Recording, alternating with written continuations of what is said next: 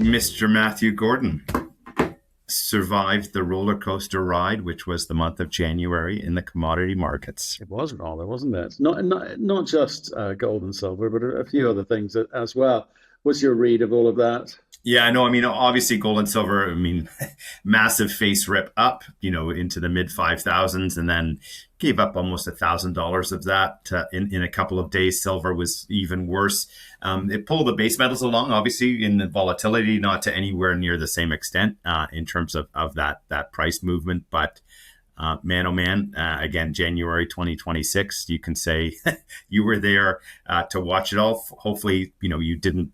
I had a friend of my wife text to say that her brother said she should buy a lot of gold and silver, and this was literally the night before the one big run up and then the massive sell off. And so if she had not texted to check, she was going to buy them that night. And so I basically said, well, you might want to space some of your purchases out. So yeah, I think I saved her a couple $1,000 on her investment. It was incredible. I think I'd written a piece about maybe it was time for gold and silver to take a bit of a breather and kind of reset and kind of calm, jittered minds, and then I kind of shot back up on Monday. Yeah. Oh yeah. No. It's gained a lot back off again. We'll see. Yeah. I mean, at the end of the day, gold went up 24x in the 70s from $35 an ounce to 800.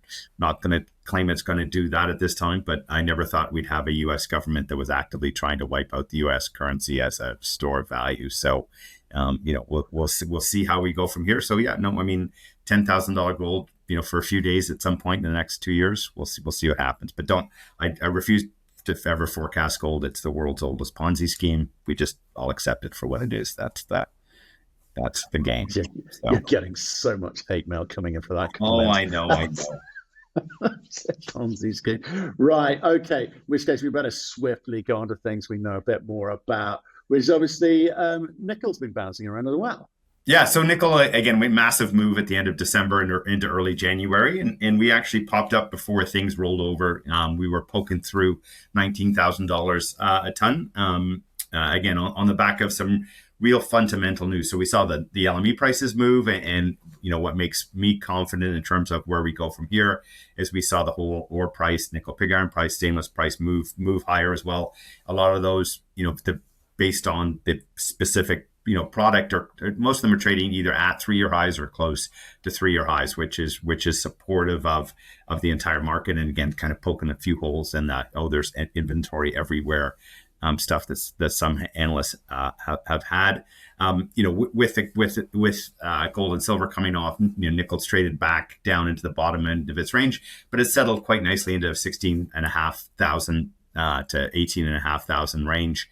That's where it spent most of January, and I think we'll stay in that range until we see some more fundamental news. The Indonesian government came out and said, "Yep, no, we're setting a 250 to 260 million ton ore target for 2026, which is basically flat to down in terms of actual ore supply from the country." And I think, once we see continued price support, and or some more real production data that says, yep, that's where production levels are settling in, then I think you'll see prices move up to $20,000 a ton, which I think will happen in the next month or so, based on where we are. And again, once that hard data comes through, I think you'll see the market quite comfortably, move get to move prices up into that range. Right. Okay. So obviously, Indonesia, Philippines, China continue to influence this heavily. But how are the analysts responding to this movement? As always, I love these moves because what happens is, so at the end of last year, all the analysts had all these bearish forecasts. Some of them might, had a little bit of asterisk that said, well, the Indonesians might manage supply, and if they do, that will change the outlook. So what you see when the analysts have been wrong is what they'll do is they take their old forecast, they take the new sort of where prices are now, and if they're brave, they'll move the forecast to where prices are now. And then they'll continue to chase that up as they go.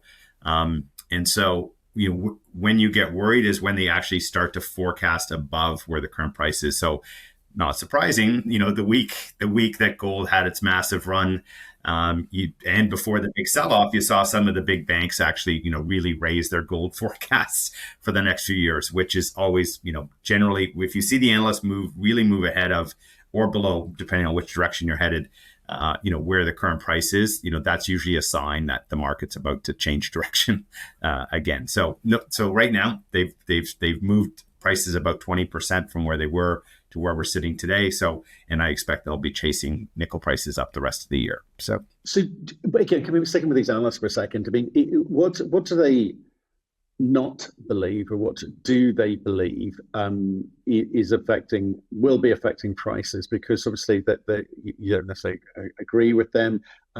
Do they look at something like Indonesia and say, well, we're unsure about the noises coming out of Indonesia? Do they look at the EVs demand and say, we're not quite sure we believe those numbers anymore?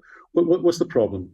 No, it's just Indonesia. Again, some of the analysts have been burned by what's happened in Indonesia over the last 6 or 7 years. So, they're pretty reticent to make a call that requires too much for Indonesia to come through, even though, again, Indonesia's generally done what it said all the way through for the last 8 years. Sometimes we just don't like what they've done, but that, they've kind of followed through with what they've said. This is going to be nickel will be a show me story through the remainder of the year. So it'll be as we see either that or NPI stainless price move, or we see actual Indonesian production data come out that says, year over year is flat. And we are not going to see that kind of ore growth. That's where people will start to bid into the nickel story for sure. The other piece, again, everyone, Shanghai Metal Markets, SMM, their demand number for 2025 is up 6%. So we've had yet another year, where through this entire decade, we're up over close to 7% per year, and on the go forward forecasts don't have anywhere near that kind of growth in it for most analysts. So that those are the two continue to be the two disconnects. Okay, let's switch ourselves to the other side of the table there. Obviously Indonesia talking about holding production down 2026, show me year. Well, that's great. What did the Indonesian government need to believe in terms of holding that production down? Is it looking to the West and going, well, there's no meaningful, credible production anytime soon, so we think we can control this genuinely? Yeah, so the game they're going to be playing is we want prices to move high, but we don't want prices to move too high for too many new projects and too much of capacity that's been shut off to restart. I think they've got a pretty free pass up until we're well north of $20,000 a ton into the $22,000 a ton range before we see production growing in that kind of a range. And so the key piece at 6 and 7% demand on a 3.5 million ton market, you're almost looking at 200,000 tons of nickel a year, right? I mean, that's 7 phase ones of Crawford in terms of what we need to do. That's all of the new projects that need to come onto the market. And so that's the other part of it is these high growth metals. You need a lot of new supply to keep growing. So any kind of overhang we can work through relatively quickly. So I think you'll see the Indonesians allow prices to get up into the $20,000 range, sort of see what happens for a while, then let them tick up to the $22,000 range, see what the market sentiment is and so forth going forward. The key thing you remember with the Indonesian government is a 2 big win for them. So one is we've talked a lot about the current account trade balance, that'll help push that in the right direction in a meaningful way. The other part of it, one of their signs in terms of them managing supply was they used to have a single royalty rate. They now have a tiered royalty rate where if nickel prices are higher, they get a higher royalty rate. And, they've got some serious budget deficit issues right now. So if you're the government, you can have more tax revenue, you can improve the balance of payments for the country. It's kind of a pretty juicy prize to go after. And again, I think, we'll see them disciplined through the remainder of this year. Okay, I mentioned the EV a second ago, and let's not discount it completely. I mean, what's happening in the EV market? Yeah, so again, as we talked about last year, and the fact that a lot of data year over year gets, as subsidy programs come on and off. So, 2024, the sky was falling. The reality is we've had about 20% underlying demand growth for the last 4 or 5 years, and saw strong numbers this year. Europe was up over 30%. That was again a rebound off of a bad year because of some subsidy pull forward. And then China's up 17%, rest of the world up a whole 48%. All those cheap Chinese EVs, are really helping stimulate EV sales in the rest of the world. And US and Canada, we had some subsidy pull downs this year. So, so the demand came down. Again, going forward, you should see 15 to 20% growth, quite steadily through that time frame. What's helpful from a supply chain perspective, we've talked again about the fact that you've got all of these multiple stages with inventory builds that happen as you're building out capacity. With that massive spike in lithium prices back in 2021, 22, I don't think anybody really realized just how much inventory that supply chain built up as they panicked about, getting lithium as it went up, 9 and 10x.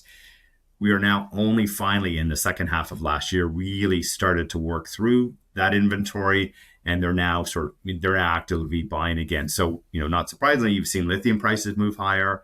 You've seen payabilities for a lot of the nickel cobalt materials that go into the battery supply chain also move higher, and volumes really pick up. So I think you will start to see more normalized growth out of that sector. And again, we've been able to hit those 6 to 7% numbers, while we're still going through a bit of a destocking phase in the market going forward. So again, I think that'll be a pleasant surprise this year and continue going forward. I can tell you again, the European battery industry was a little nervous after 2024, but they're now coming back to the market in a major way. In terms of getting serious about securing supply. Again, that's also driven by some of the geopolitics that's out there. I think 2026 is going to be an interesting year on that front, and just again solid growth going forward. Okay, but just in terms of market share, obviously with stainless steel, the big 800-pound gorilla in the room, obviously. But do you think that EV will ever kind of get to a point where this growth is sufficient to kind of create some structural deficit, or is it just about helping maintain some price stability? No, EVs and stainless. If Indonesia is really going to be serious about managing supply, and then again, it's facing real grade constraints going forward.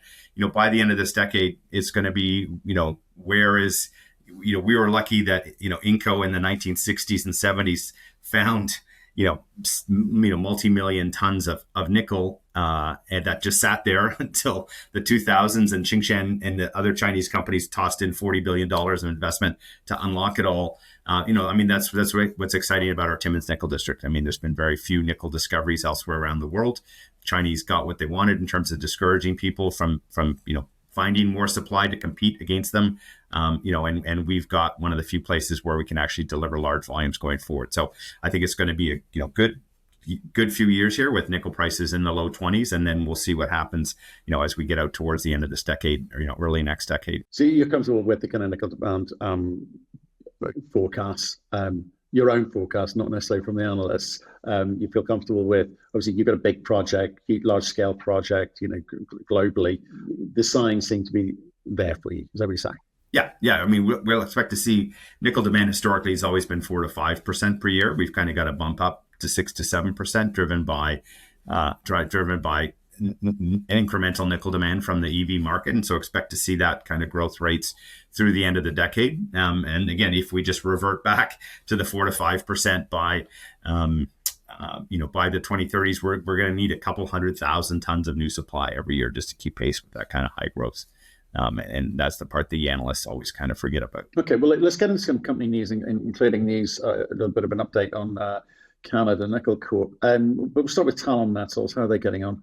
So the stock really moved a year ago less than a year ago when they put out the first drill results. And again, among the most spectacular base metal intervals that I've ever seen.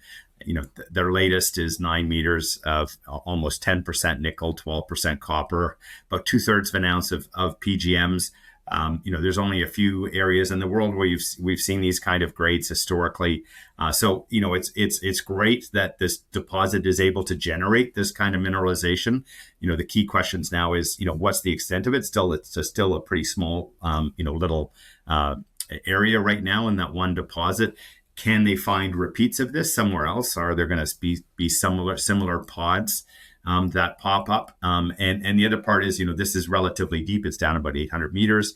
Will they find some of these close to surface? But, good to see some nice exploration results. It's putting a little sizzle in the market. Next Metals continues. That's the project down in Botswana. They're basically looking to connect some zones and extending them at depth. And again, 32 meters of 1.5 nickel, 1.5 copper, which is consistent with the grades of the higher grade zones at this deposit, where they did historically, with some even higher grades areas where you're getting up to a couple percent nickel or a couple percent nickel copper. So, good to see that move forward. We'll see what the overall economics look like once they get through to pre-fees and fees on those ones. The other the big metals thing is deep down with the metals company. They've made their application to start commercial recovery of nodules off the sea bottom. Again, from a nickel cobalt perspective, it's not going to be, it'll be a source of nickel and nickel materials, but proportionally it'll have a much bigger disproportionate impact on the manganese market. And so, that's that's where we'll have to see sort of, how this all works. And again, no one's done any kind of commercial mining at these kind of depths before. So, it's just remember that unfortunate tragic accident of people going down to see the Titanic. You're going to be operating at some pretty crazy pressures to be able to retrieve these things. So, we'll see how that goes. But again, another step forward that's there. On our side, a couple big milestones. So we appointed Asenko as lead engineer. They'll be focusing on the process plant and related infrastructure, and they've got a great track record in that area. We also announced an expanded bridge facility for Moramet. We paid out the existing one that was coming due next week. And again, Oramet's been a very supportive partner. We've used these bridge loans to major announcements. And as we continue the discussions with governments and project partners, it allows us to ensure that we're well funded as we start to ramp up detail engineering towards, starting construction by the end of the year. This allows us to keep moving full speed as we, close out those discussions with government in the not too distant future. And I think you have got some hot off the press news with regards to Trafigura. Yes. So a little nice gossipy news. So Trafigura won a $600 million lawsuit against a person who sold them what was supposed to be a bunch of nickel in containers. And when they opened those containers, they were actually empty, contained no nickel. So, that was a black eye for one of the world's leading trading companies.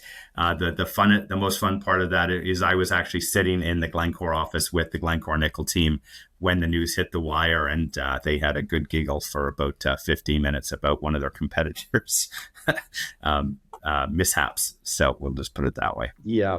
I was exposed. We did a lot of business in India, and was party to something.